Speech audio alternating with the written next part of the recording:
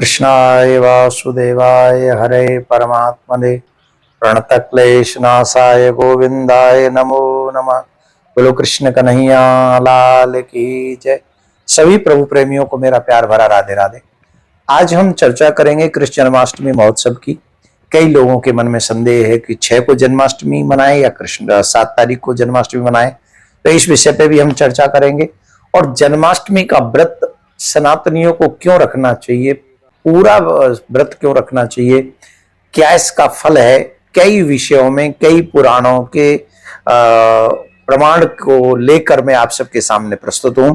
तो आप सबको एक प्रॉमिस करना है। सबसे पहला प्रॉमिस कि इस वीडियो को पूरा सुने। दूसरा प्रॉमिस हमसे ये करें कि आप इस वीडियो को ज्यादा ज्यादा सनातनियों को इसलिए सुनवा दें क्योंकि जो कंफ्यूजन है वो मिट जाए सभी लोगों का। तो बड़े ध्यान से इसको सुने और इसके व्रत का महात्म क्या है वो सावधानी पूर्वक सुने। तो सबसे पहले मैं आपको बताता हूं कि जो मनुष्य अपना कल्याण चाहते हैं उन सभी मनुष्यों को जन्माष्टमी का व्रत पूरी निष्ठा के साथ और ईमानदारी के साथ रखना चाहिए। व्रत रखें और रात्रि के समय ठाकुर जी का अभिषेक करें, पंचामृत से अभिषेक कराएं, उत्सव मनाएं, आदि आदि क्रम में सम्मिलित होकर अपने जीवन को धन्य करें। अब इसमें जो जन्माष्टमी का व्रत रखते हैं, पहले हम व्रत की बात कर रहे हैं, उत्सव की नहीं, उसका महत्व क्या है मैं बता देता हूं। ब्रह्मवर्तक पुराण में यमराज धर्मराज सावित्री से कहते हैं, हे देवी, जो इस भारतवर्ष में जन्म लेता है मनुष्य बनता है और मनुष्य बनने के बाद जो भी प्राणी जन्माष्टमी का व्रत करता है, श्री कृष्ण जन्माष्टमी का व्रत करता है, वह इसी जन्म में अपने विगत 100 जन्मों के जो पाप हैं एक जन्माष्टमी का व्रत करने पर उसके 100 जन्मों के पाप नष्ट हो जाते हैं।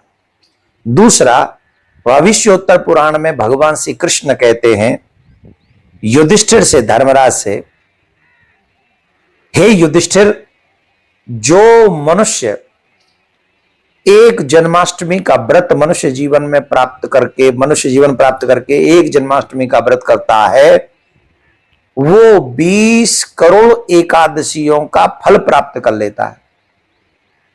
यही बात अन्य शास्त्रों में ब्रह्मा जी भी कहते हैं। वायु पुराण में भी यही बात आती है कि जन्माष्टमी को व्रत करने का बहुत बड़ा फल है। जो मनुष्य जन्माष्टमी के दिन अन्न इत्यादि खा लेता है, व्रत नहीं करता है, वह नरकगामी होता है, उसे नरक जाना पड़ता है। और जो मनुष्य एक जन्माष्टमी का जो व्रत करता है उस मनुष्य की 21 पीढ़ियां तर जाती हैं। 21 पीढ़ियां तार लेता है, वो अपने कुल की 21 पीढ़ियों को तार लेता है। इतना बड़ा एकादशी का महात्मा है। भविष्य पुराण में आता है कि जन्माष्टमी का व्रत करने वाला जो अकाल मृत्यु होती है उससे बच जाता है।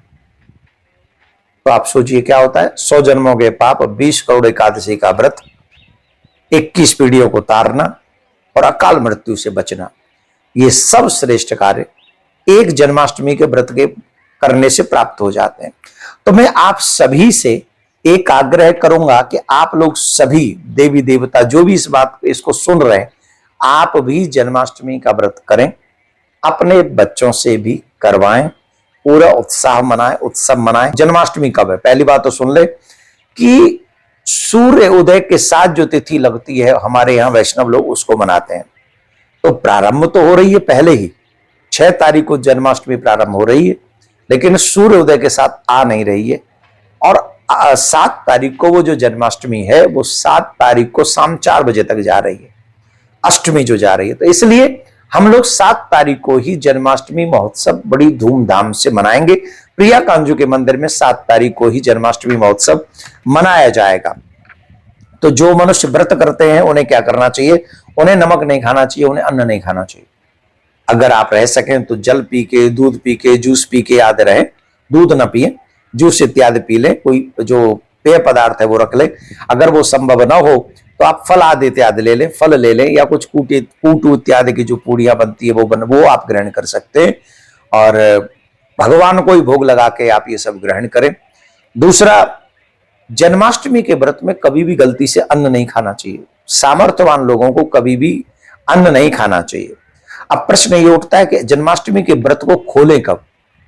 उत्तम विधा यही है, श्रेष्ठ विधा यही है कि सूर्य उदय हो जाने पर दूसरे दिन हमें वो व्रत खोलना चाहिए। कई लोग प्रसाद लेकर 12 बजे के बाद, जन्माष्टमी के 12 बजे के बाद में वो खोल लेते हैं, लेकिन उत्तम विधा यही है कि सूर्य उदय जब हो जाए उसके बाद नेक्स्ट डे हमें वो व्रत खोलना चाहिए। और जो पूजन का समय है, पूजन का जो मुहूर्त का समय है, वो आप लोग बड़े ध्यान से सुन लें। पूजन का समय 12:02 से 12:48 तक रहेगा, जिसमें आप पंचामृत से अभिषेक इत्यादि करेंगे, उत्सव मनाएंगे। बेस्ट पूजन का रात्रि में 7 तारीख को ये रहेगा। और जो व्रत खोलने का जो समय रहेगा वो सुबह 2:02 से आप लोग पारायण उस व्रत का कर सकते हैं 8 तारीख को। तो आप ये नियम पालन करें, आप इस नियम को एक साथ जन्माष्टमी व्रत करें। मैं भगवान से, प्रज्ञा कांजू से प्रार्थना करता हूं, कन्हैयालाल से प्रार्थना करता हूं, आपके घर में जन्माष्टमी महोत्सव के साथ रिद्धि सिद्धि भक्ति ज्ञान वैराग्य मां लक्ष्मी की कृपा बरसे और कन्हैया आपके ऊपर खूब, लाला आपके ऊपर खूब चकाचक कृपा करे। राधे राधे।